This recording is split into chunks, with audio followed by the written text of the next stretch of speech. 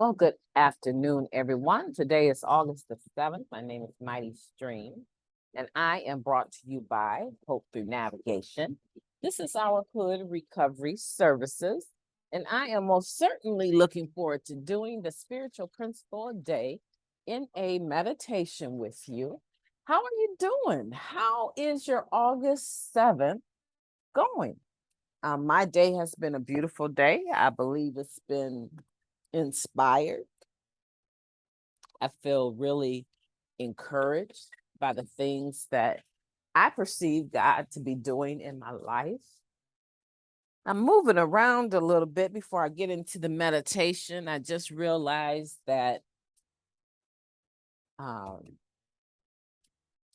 I would like to refill on some coffee. And of course, once you start recording, it's a little bit complicated to stop recording, but I am moving around with the computer in my hand, and I am going to do this meditation with you. So let's just talk a little bit while I get ready for that. What have you been doing to take care of yourself today? Me, I came home, slept in my own bed for about 2.5 hours, and I woke up feeling very refreshed. Okay, let's see here. Let's get into it. Let me share the screen. Gotta take care of ourselves, right? All right, here we go. Oh, wow, this is going to be good. Unconditional love for fellow addicts. A member shared, unconditional love is not the same as unconditional acceptance. I don't have to like your behavior, but that doesn't mean we reject each other as human beings. Guiding principles, tradition 1 for groups. Oh, great. This. So often we come from families and relationships where love was conditional. If we didn't act right or when we made mistakes, love was withheld from us.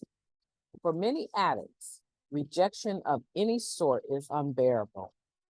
When an NA member takes issue with something we did or said, we see it as solid evidence that we are worthless. That person is now our mortal enemy, judging us every second. No matter how gently we are pulled aside and pulled up, we won't be able to feel the love in it, nor will we be able to forget it. Forever and ever, we will remember that old timer who took us aside after the meeting and told us, I love you, but could you please, ... You fill in the blanks, okay? That being said, there's no list of hard and fast rules to determine when a member's behavior in meetings warrants unsolicited feedback. As a recovering addict wrote, no matter how obnoxious I was, people always gave me a hug and told me to keep coming back. Ideally, our default is to treat each other with respect and kindness. We put our common welfare first when we address behavior that puts meetings and members at risk. We protect the right of all of us to recover when we communicate to a member that's disruptive, predatory, or violent conduct is not acceptable. NA is here for all addicts, and our experience shows that we can support members through just about anything. Our capacity to love and accept others as they are impacts our personal growth in recovery. When someone drives us mad, pray for them, a trusted old timer suggested. We don't have to pray they win the lottery, but still pray for them. I am reminding myself that we are all addicts trying to get and stay clean just for today. I don't have to like everybody, but I'll try to love them anyway. Let's take a moment of silence followed by the we version of the Serenity Prayer. A moment of silence now, please.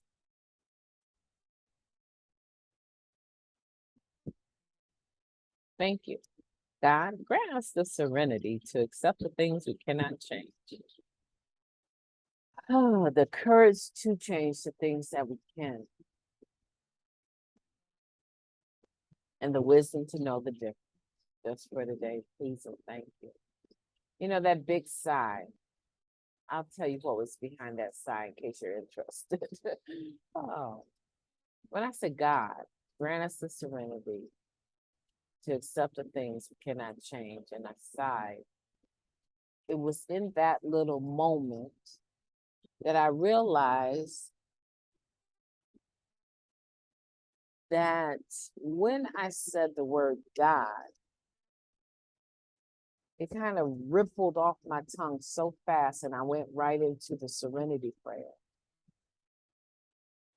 And I had to sigh, because when I sighed, I realized that there's more to the word God than inserting it in a prayer that gives you feel good feelings, because it's quick, it covers everything. How impersonal. That was my first thought at that moment when I said, how impersonal. How impersonal has that term or title, God, become? But in Narcotics Anonymous, it fits. It fits because now we want to make sure that every member comes into the fellowship and has a God of their own understanding. And so it fits. It works for the fellowship, but for me personally, it no longer suits my needs. That's where I want you to be. I want for you to have the God of your own understanding in Narcotics Anonymous, but I want you to reach a point in that relationship with God, with your higher power, with your HP, right? Where those titles or those labels no longer work. They're not deep enough for you. Now, when I'm in class and I pray for our class, if I'm given the privilege to pray for our class, and I'm sure people in my class, the majority of us have the same faith system, but the way that they pray is different. So when I pray and I'm praying, covering for all of our class, I say pop up, right? Some people cannot use that term because that instills in their mind memories of being abused by maybe their dad, their father, right? So every person is different. But whatever your case is, I want you to get to the point where when you say God, your mind automatically translate it into another term, right? Another name, another presence or being that actually is deeper than that generalized term. Is it sufficient? Absolutely, it's sufficient.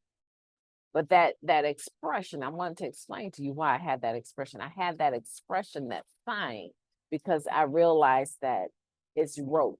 Like I say it, it's so common with that serenity prayer that it really doesn't do my awareness, my love, my appreciation, my adoration for the God of my understanding justice. Now that I've explained that, let's go ahead and move into this just for today. And not this just for today, the spiritual principle of day. Hopefully by now you've seen the other one posted. Okay, so we're talking about this spiritual principle of unconditional love for fellow addicts. And they draw a picture. They draw this picture that many of you, using your mind's eye, have either been in this situation on the receiving end or the giving end, but you probably more than likely have seen this particular situation. The situation is where a person is disruptive in the meeting. They are causing harm to the meeting, the atmosphere of recovery by the way that they are conducting themselves. And someone has had to pull them aside and say, I love you, but Unconditional love and unconditional acceptance are not the same. I want you to make sure you understand that, because we say all the time here, you are a member when you say you are. Okay. And every group is autonomous except for when to do so, right? When it affects other groups in NA as a whole. So the culture of a home group that has a lot of women in the home group and a lot of newcomer women coming off the streets, the culture of that particular meeting may be different than the culture of a meeting in suburban area, right? Suburban areas they all know each other. It's a gated community. They see each other year after year after year. The kids play soccer back and forth together, games with each other. But in the city, the culture of the meeting may be a bit more tight, a little bit more protective. So the women or men, right? Because people come in that have been sex workers on from both genders, right? So they come into the meeting and they need to be protected from, say, maybe a member that is very predatory. You know, she looks good and she smells good, but she's always got her eye out for that male newcomer that she can take under her arm and dress him up and make herself look good. And she is, you know, abusive towards other females that even try to have a conversation with him. And she becomes his god and his sponsor, right? That might warrant a discussion if that's a pattern for this person to be a predator on the newcomers. And it could be reversed. And most oftentimes it is the reverse. It's a man. I'm talking from my own experience, right? But from a man's perspective, that is a predator and knocking the women off left and right. There should be a culture where you're welcome here, but you just can't do anything here. You can't just do anything here. I was having a discussion with one of my friends in recovery who lives in another country, and we were talking about an addict that had overdosed, and he was just really aggravated because the person was always in and out of the program, really never accumulated any kind of clean time. And they were known for being a predator. They would be known for distracting that female newcomer with, you know, all the shiny stuff. And now that he was gone, passed away from overdose, all of these people are flooding, all of these women are flooding into the meeting, and they've accumulated some clean time, but they're talking about how he was their first love, first recovery love, and how embarrassing he was feeling to hear that many women posting pictures and coming into the meeting talking about how they're really gonna miss him, really love them for who they were. So the culture of the community that he was recovering in was not protecting the newcomer. And every group is autonomous. Every group has a right to make sure that no one comes there and they're accepting violent conduct, and the group is accepting this predatorial spirit or this disruptive spirit. You know, there's some people that come in the meeting, they want to argue no matter what a person says. You know, no matter who is sharing, they want to roll their eyes and make sounds and get up and act like they're having a personal discussion with the person instead of, you know, sitting back and listening. And sometimes people are disruptive and they really don't even realize that they've done this so long. They back talked to other people while they were talking for so long that it doesn't occur to them that when you say, child, please, or child, you better come on. You better say that. Amen. In the meeting. I know what you're talking about. I remember that, right? Why the person is sharing? They don't realize they've been back talking, cross sharing, if you want to call it. It's probably a easier picture on the brain, but you understand, talking while other people are sharing and personalizing it and getting involved in animated conversation during the person's share. That is rude. Can we just say it's rude? It's inappropriate and it's rude. It's a form of cross sharing and it's not okay. And it should never be accepted in a meeting. That don't mean that we don't love you. Again, unconditional love and unconditional acceptance are two different things. Right? A person should never be allowed to drag their outside life into the meeting. You're welcome to come into the meeting and share about how your outside life is, your day-to-day living is affecting your recovery. But the meeting should not be subjected to having your significant other come barging through the meeting and checking people and dragging you out of the meeting. And no. Just because you decide to be in a relationship with someone in the meeting outside of your marriage or whoever, doesn't mean that the group has to support your decision or even have a viewpoint about what you're doing. But we don't have to be subjected to the consequences of your life. Have there been meetings where people have come in and shot up people? Absolutely. Yeah. I can remember having a facility that was a recovering facility, and two guys fighting over one girl, talking about shooting each other up. No, you're gonna have to leave this facility, and you're not welcome to come back until you're ready to remember that this is a safe zone. You don't get to pull out guns. You don't even get to walk in with a gun.